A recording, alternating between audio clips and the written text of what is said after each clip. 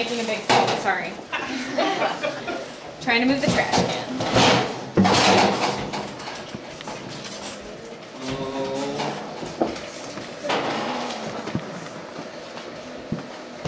I got a new phone this week. Yeah. On Wednesday, I was texting a friend, and it just died. The screen just went blank. It wouldn't work, so I went and got a new one. And the new one, which I had to wrangle for, they wanted to give me like an older, not as good phone. And I said, no, it's my right as an American to have the best phone you have. So I got it. But it has a screen lock on it that does the facial recognition. You know, so you pull it up. And what I've discovered is it really just, like, you know that self-conscious look you get whenever you know that a picture's being taken of you, where you're like, I see that about 12 times a day. Recognize me! And then when it doesn't, for some reason I'm angered. I'm like, you are my phone, know me! Anyway, that has nothing to do with today's topic. It has everything to do with modern technology. Only God can know you know your phone. That's what you should learn from that. Good.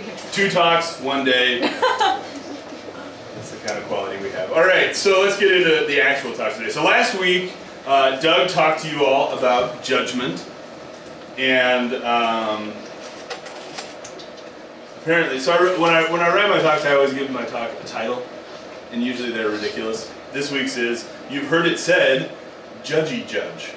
I don't even know what that means. Apparently, that's what I was thinking last night. Anyway, so last week Doug gave a talk about judgment, and the focus of his talk was about the danger of Christians judging others and excluding people from their lives because of laying that judgment out on people and saying, you know, because of what you do, I won't interact with you. Because of what you do, I won't be a part of your life, and you won't be a part of mine.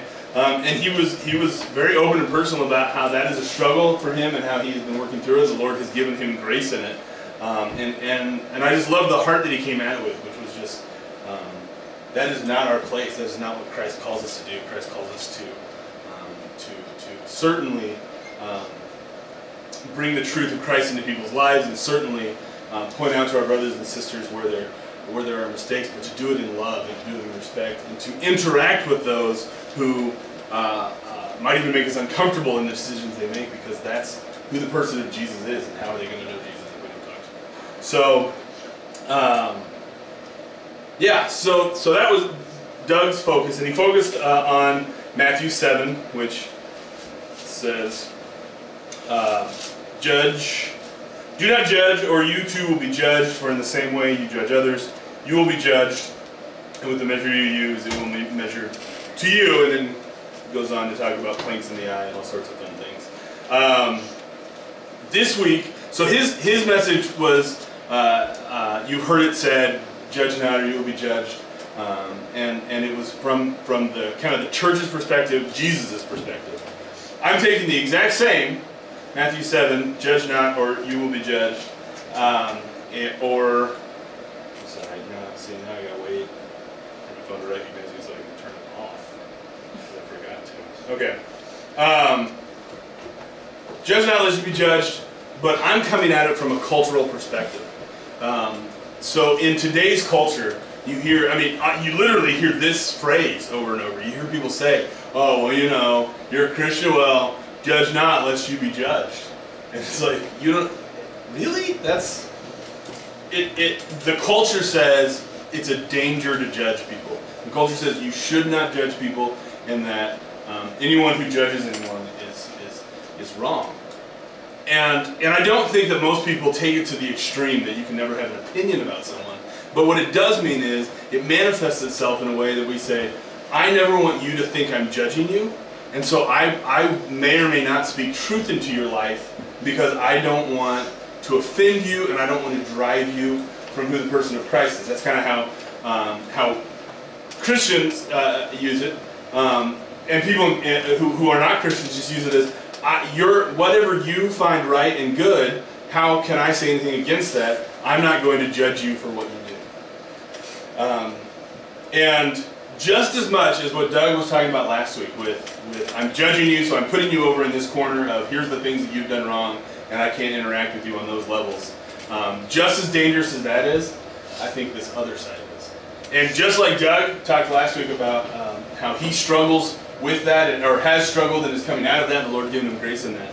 I would honestly say that in that realm, that is not a struggle that I have had in my life. That is not, I have not been, probably the harshest people I judge are Christians, and in how they show love. I really don't fall into that. Now that's not to say in any way, shape, or form that I am somehow better than Doug Freeman. He's twice the man I am. But what I am saying is, that is his struggle, the struggle that I have, and this is so often true in the world of God is, okay, so God gave me grace in that area for whatever reason. As I grew up, the Lord really just showed me judging people like that is wrong, and it hurts you as much as it hurts them, or more, because you're putting yourself, really what it does is you're saying, I'm going to judge you based on how I am. And then the Lord says, and so when you will judge based on how you are. And that's pretty scary because we're all screwed up. And so I saw that early on. So that's a great thing. But here's where I fall short. And here's where I struggle, is then I am super hesitant to tell anybody they're doing wrong. I am super hesitant to get up in anybody's life and say, hey, what you think is right is wrong. And what you think you're doing that is okay is really not. Whether it's because it's hurting you, or it's against the kingdom of God, or anything like that. I super struggle with that. When I was in college, my freshman year of college, I went into the dorms, and one of the cool things that you'll discover when you get up to college is if you go to a college with people from your school, like I went to K-State, so lots of people from my high school ended up going to K-State, and you find yourself interacting with people that you never would have in high school. It's the whole, you're both in a new place, you're both terrified, you come together. And so I became really good friends with this guy named Lee Redlingshaver. And he is, in high school, I just never really was in his crowd. I wouldn't say I ever avoided him, I just didn't really know him. And he was a huge stoner, and a huge drinker, and kind of a good times party guy. Probably the most chill human being I have ever met. Also just got, he was awesome, and I loved hanging out with him. But there were times like Corey and I would be gone, and one of us would come back to the dorm room, and Lee would just be in our dorm. We didn't even know how he got in the door. Like, I thought we locked that. And he'd just be hanging out, eating our food, watching TV, and he'd be like, hey man. Like, there were times I'd walk in and he'd offer me my own food. Like, you want some of this? That's fine. So just this super laid back, cool guy. Well, so he starts hanging out with us, and the Lord really started to move in his life, and I can't really take much credit for that. I didn't actually confront him about anything going on in his life, but he came to us one night and said, guys, I went to this thing on campus, and I gave my life to Christ, and I really just feel like I want to turn my life around. I want to live for Jesus. Huge, awesome moment. Corey and I were super excited. Listened to his whole talk about how the Lord got a hold of him. And so then Lee and I are hanging out, started to kind of talk a little more about Jesus, talk a little more about what it meant to follow Christ. And like I said, Lee got kicked out of the dorms for being a pot dealer, and he drank a lot. He liked to drink. It was his way, and he was not like one of those raging party animals. He just really liked to drink and hang out and kind of live life for fun and fullness.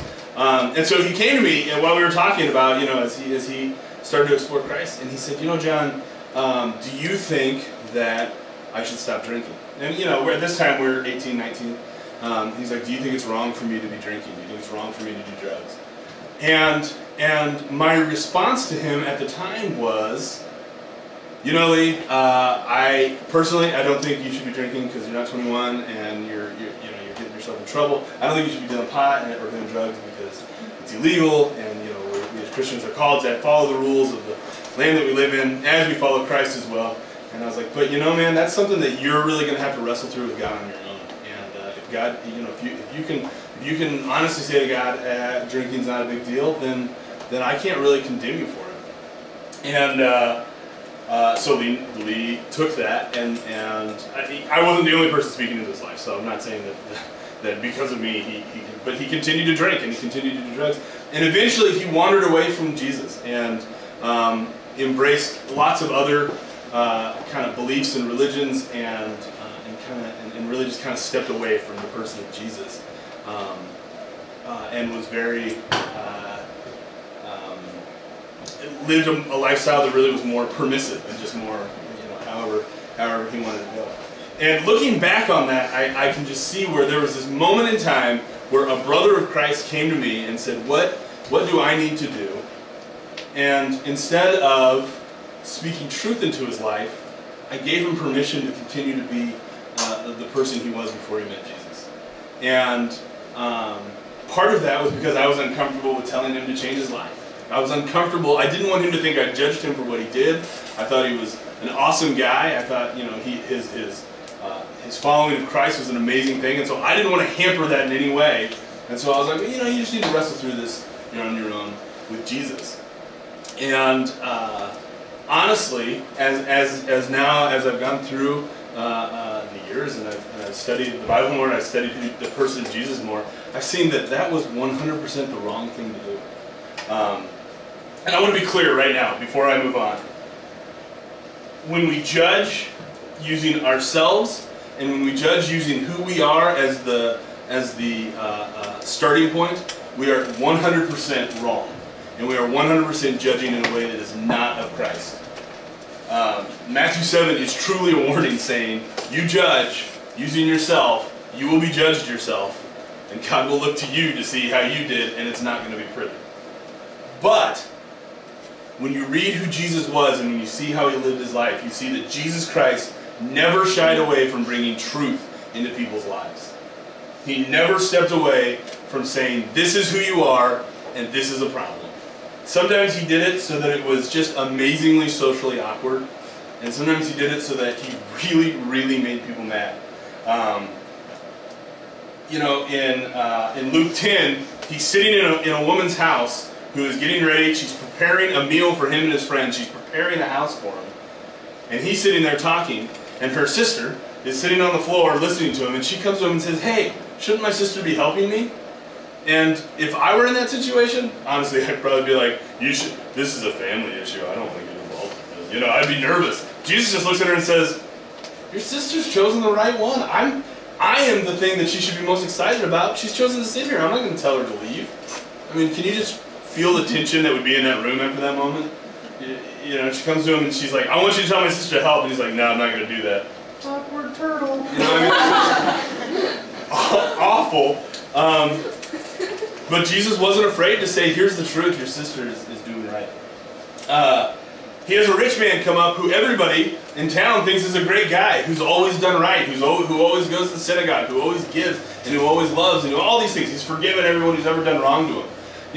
When he stepped up in town, I'm sure people around thought, well, Jesus is going to have to recognize that this guy is awesome. And then Jesus looks at him and he says, okay, here's all the things you have to do. And the guy says, got that, checked off, no worries. And Jesus says, okay, give up everything else. And the guy is crushed, This would be like the super Christian coming to a Christian or Corey and saying, hey, here's all the good things I've done. Aren't you excited for me? And then being like, oh yeah, well, except for this, you need to fix this. And just shutting down somebody, And the guy walks away dejected. In Mark 10, he is setting the Pharisees straight. I didn't write out all the words of all these, but in Mark 10, he takes the Pharisees on and he sets them straight as to what action is compared to where their heart is. He says, you guys live out all the rules of the synagogue so very well, and yet none of you have the heart for God. All of you just want everyone to see your actions. And that's, to the Pharisees, the leaders of the town, the people who eventually will arrange for his death. And he is unafraid to say, you guys are trying so hard, but you missed the mark. Jesus sits down, he walks in and he eats with sinners. And when he eats with sinners, he changes their lives. Not because he says, guys, it's really okay what you're doing, I just want you to learn to love and live a little better. But he sits amongst them and he brings the truth to them. And people like Levi change their lives. So, Jesus had absolutely no problem sharing the actual truth with people. He had absolutely no problem looking at their lives and saying, oh, here's an issue with you. But I think it's hugely important to see how he does it. Because the way Jesus does it is amazing. And if we as Christians can emulate what Jesus does when he sets people straight, the world will stop thinking that we are judgmental jerks. I guarantee it. No hesitation to say that. Because when you look at who the person of Jesus is and how he interacts, it's mind-blowing. So in John 5:8, usually I mark my Bible up and I did not do it. In John 5:8, you see Jesus is bringing healing to a man who's been laying by the pool. It's this healing pool, and every time the waters start to get all agitated, you got to drop in. You got to be like the first guy in. And if you are, you can be healed. And this guy's been laying there for years. He can't move. He has no friends who will come and help him. And so he's just laying there. Jesus comes up and he's like, "Don't you want to be healed?" And the guy's like, "Nobody's here to put me in the water." And so Jesus says, "Get up, pick up your mat, and walk." And at once the man was cured, and he picked up his mat and he walked away. And the man walks away, and he kind of goes off and starts telling people about what has happened. There's a controversy because it was the Sabbath. There's a lot of talk going on. The man has no idea who healed him. He doesn't know who Jesus is. And so he's like, the Pharisees are like, "Who healed you?" He's like, "I don't know. It was this dude who said to get up, and I got up and I walked." And so now the man's down at the synagogue, and he's talking to people about it. And the man who was healed had no idea who it was, for Jesus had slipped away into the crowd. Later, Jesus found him at the temple and said to him, "See, you are well again. Stop sinning, or something worse may happen to you." The man went away and told the Jews that it was Jesus who had made him well. So Jesus, when he interacts with this man, the first time he sees him, he doesn't mention sin. He doesn't even bring it up. He sees that this man is broken, that this man has a need, that this man needs healing, and he heals the guy. And he lets the guy get up and walk away, and he lets the guy move on. But he doesn't leave it at that. He later on seeks him out at the temple just to say, "Hey, by the way, stop sinning, or worse is coming. Stop sinning, change your life. Stop sinning so that you don't fall into the same traps that you've already fallen into and fall further away from grace." And I think that's hugely powerful. Because what Jesus does is he shows us that it's not about finding the people in your life that you think are doing wrong and walking up to them and saying, "Hey, you're doing wrong, and you know, Jesus is going to be mad at you." It's about finding the people in your life who need healing, presenting them to Jesus. You can't heal them, but presenting them to Jesus, introducing them to Jesus, saying, "This is the man who will heal you. This is the man you don't need a pool to drop into. This is the man who will literally, with words, heal your very soul." And then, after the healing has begun, after they've seen the Lord, after they've started to walk in that way, confronting the issues in their life with love. You know?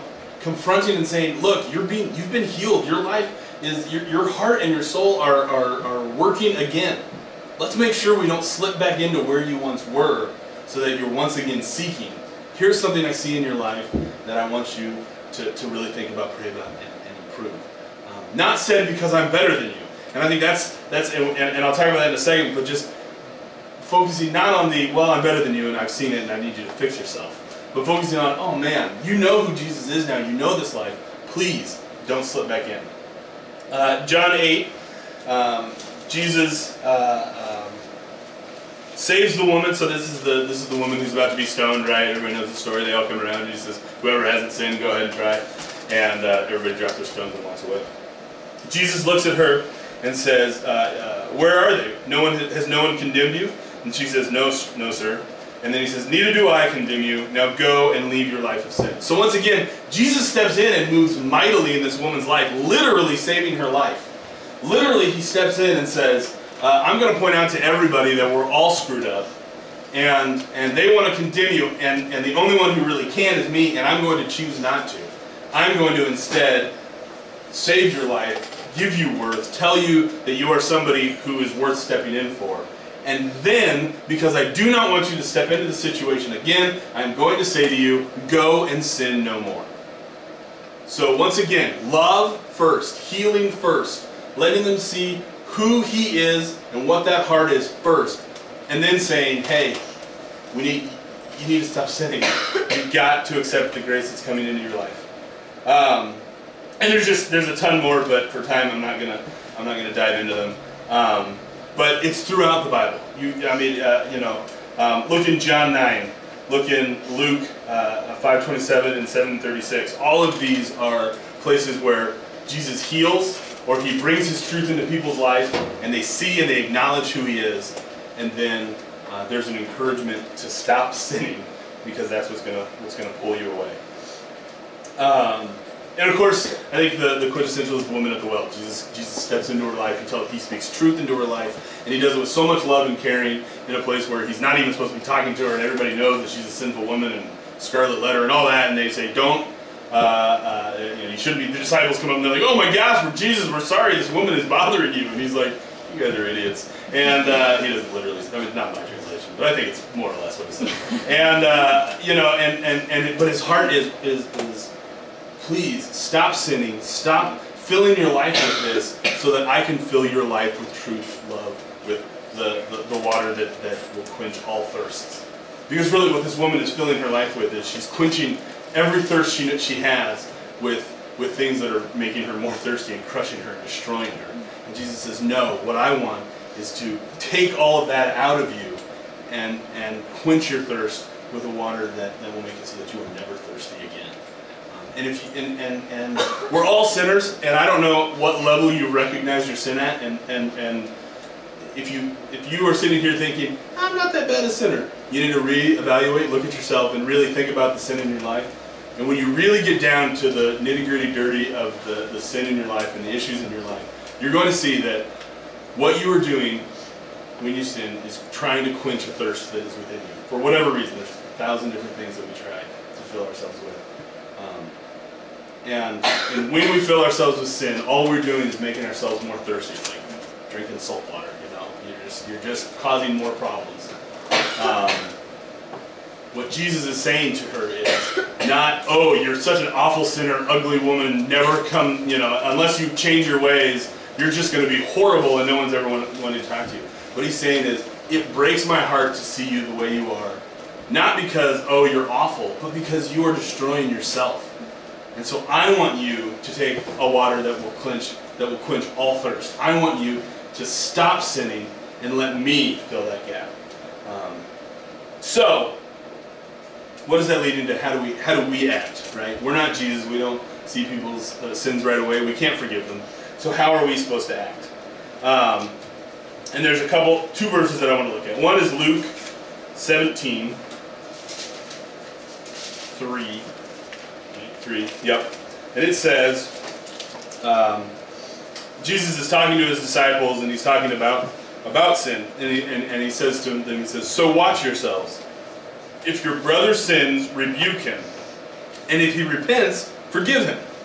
And if he sins against you 7 times in a day, and 7 times comes back to you and says, I repent, forgive him. And he goes on throughout that verse just to talk a lot about faith and what that building is. But I think that is right there is a snapshot. And you know, usually when you read the Bible, don't take snapshots, read the whole thing. But this right here is a snapshot of what Jesus is saying when it comes to judging, when it comes to laying out truth for our brothers and sisters.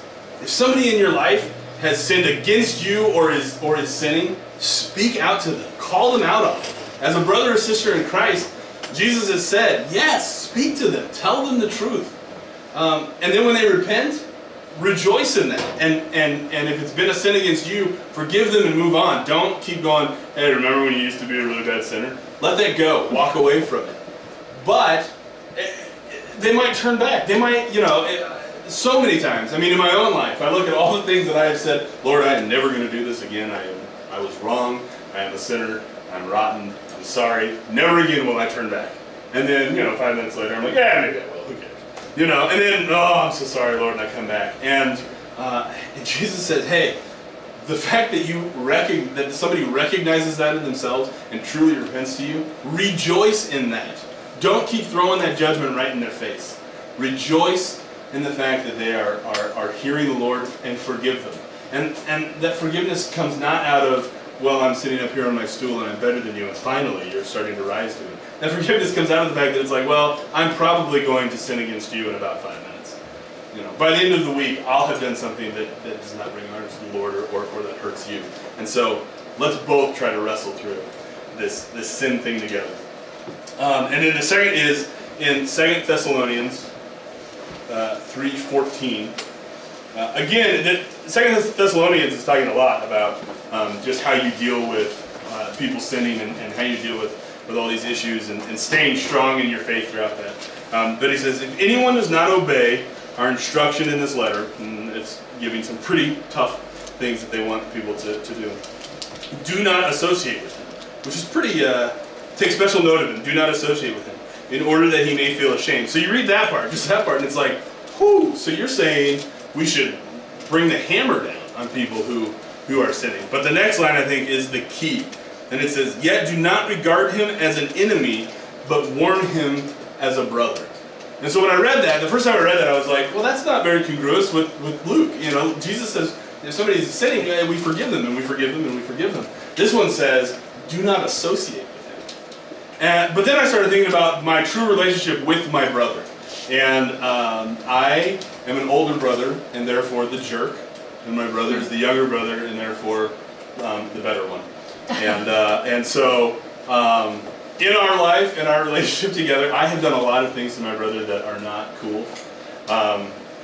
I am bigger than him and spent a lot of our youth beating him up. And I did it out of love. I wanted to toughen him up. So, and he's pretty tough now, so I think I did a good job. I'm not saying that's how you should go, but yeah, let the Lord lead you. Anyway,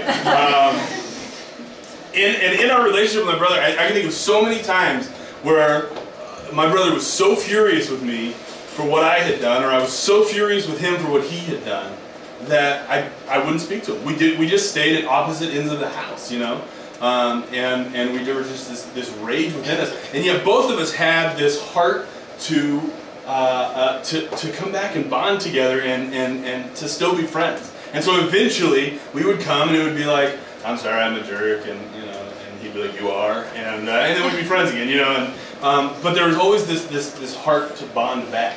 And no matter how, I mean, when I say I was mean to my brother, folks, I was mean to my brother. Like, I used to make him cry on purpose just to see if I could. I don't know why. I'm a jerk.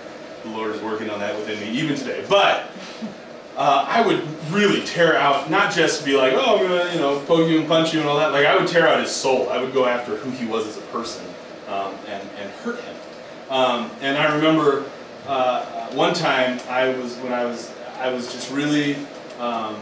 I was trying to work on my truck, and I think I poured oil into the transmission fluid hole, which is not a good idea.